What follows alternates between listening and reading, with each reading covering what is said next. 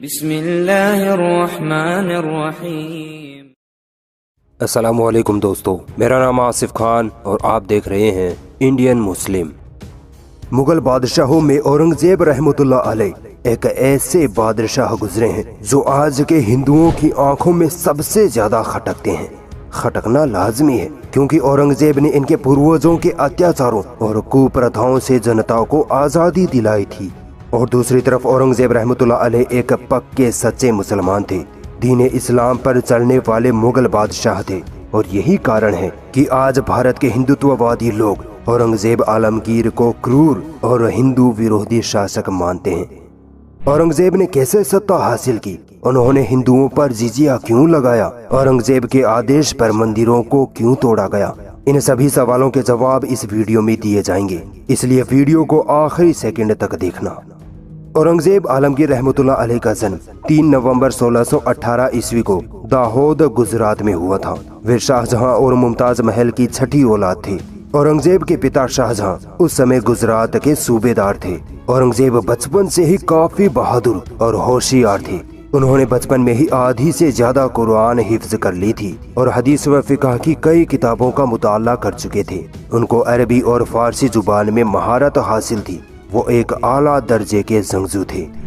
सिर्फ 16 साल की उम्र में ही शाहजहां ने सन 1634 ईस्वी में औरंगजेब को दक्कन का सूबेदार बना दिया। इसके बाद वो गुजरात के सूबेदार बनाए गए। औरंगजेब की काबिलियत को देखकर शाहजहां ने उनको बदख्शान और बल्ख का भी सूबेदार बना दिया।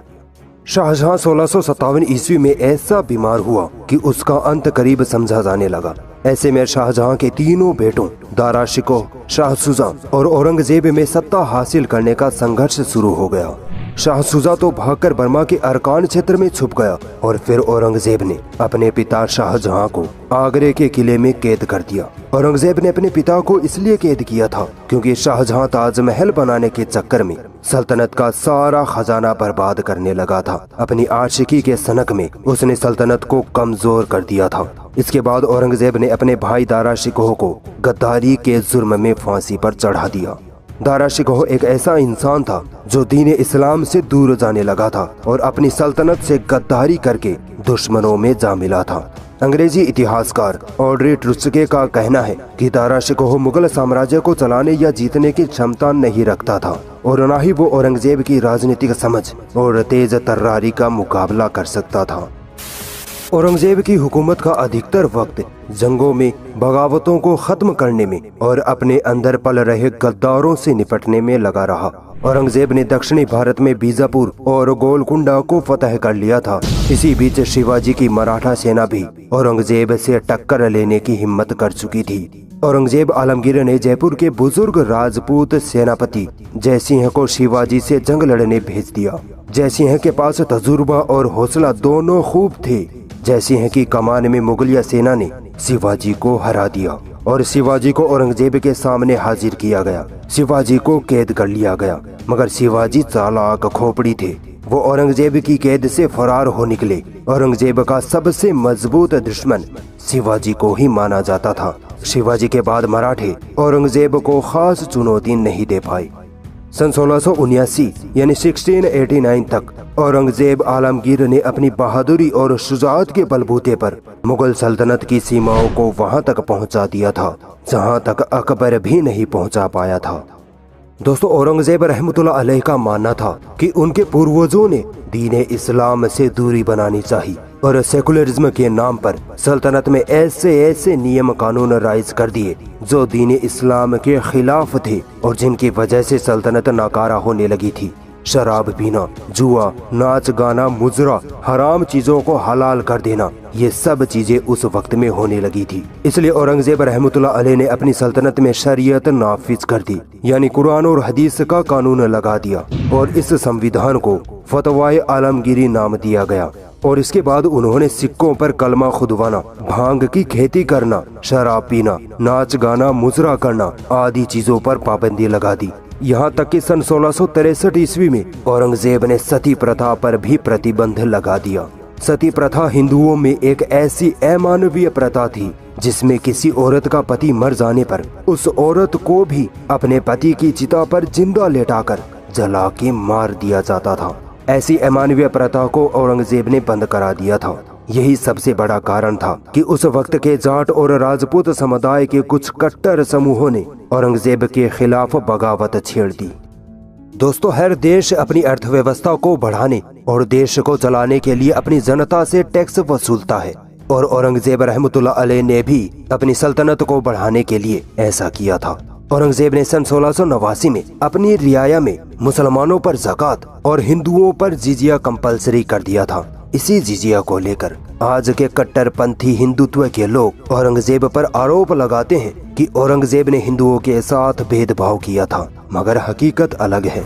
औरंगजेब ने हिंदुओं पर जो जिजिया यानी टैक्स लगाया था, उसमें यह था कि वो हिंदू जो अमीर है वो सालाना 20 या 30 रुपए सल्तनत को जिजिया यानी टैक्स देगा, जबकि औरंगजेब ने गरीब हिंदू, मजदूर और शारीरिक रूप से अशक्त हिंदुओं को इस जिजिया से बाहर रखा था। यहाँ तक कि आज जो ब्राह्मण औरंगजेब को क्रूर बताते हैं, औरंगजेब ने उस वक्त के ब्राह्मणों पर भी जिजिया माफ किया हुआ था। इसके उलट औरंगजेब ने हर उस मुसलमान पर ज़कात यानी इस्लामिक टैक्स फर्ज करार दिया था जो अमीर था। इतिहासकार बताते हैं कि औरंगजेब हिंदुओं से ज्यादा मुसलमानों से टैक्स वसूलते थे।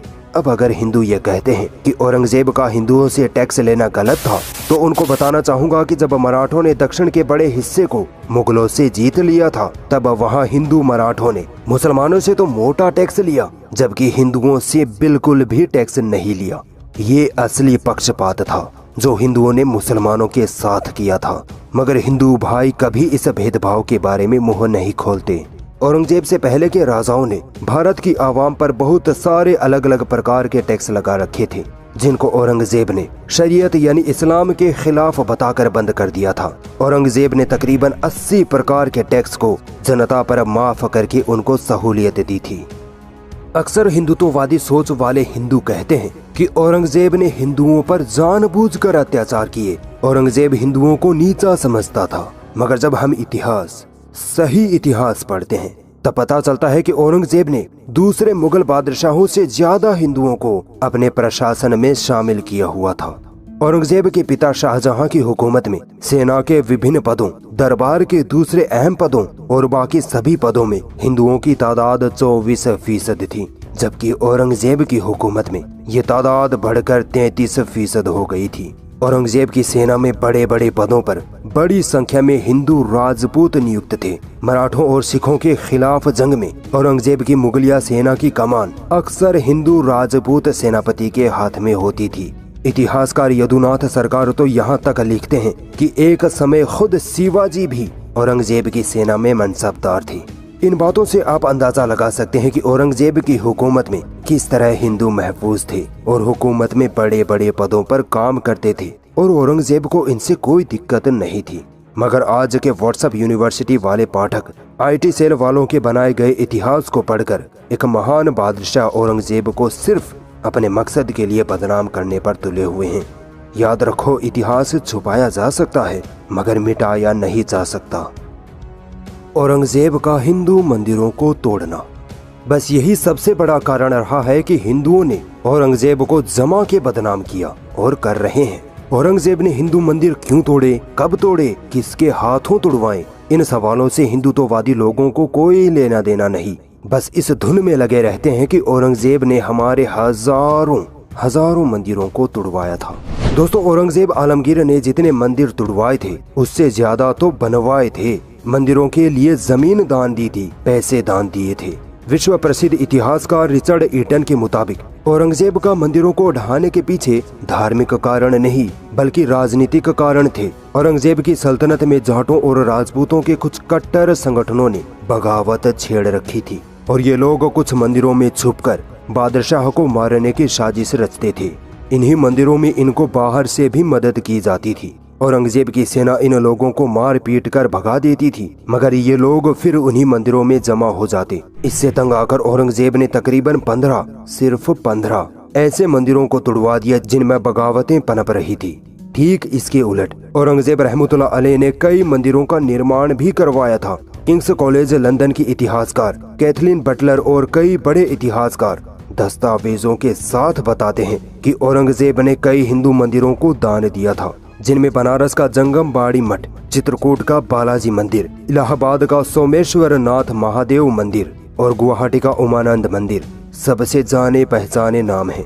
और भी कई ऐसे मंदिर थे जिनकी हिफाजत खुद औरंगजेब ने की थी।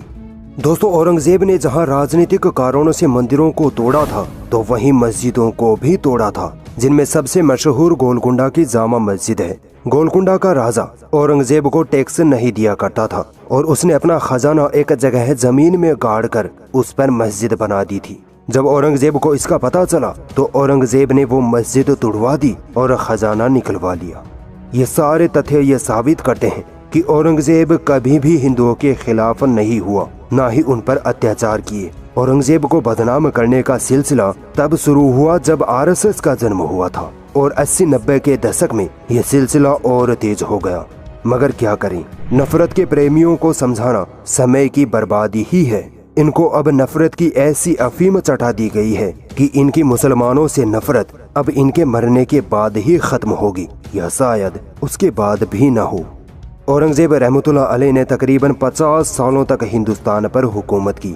माना जाता है कि मुगलों में सबसे ज्यादा मजबूत और अमीर सल्तनत औरंगजेब की थी, मगर फिर भी औरंगजेब ने कभी भी सल्तनत के खजाने में से खुद पर पैसे खर्च नहीं किए। सादा लिबास और सादा खाना खाना उनकी आदत थी।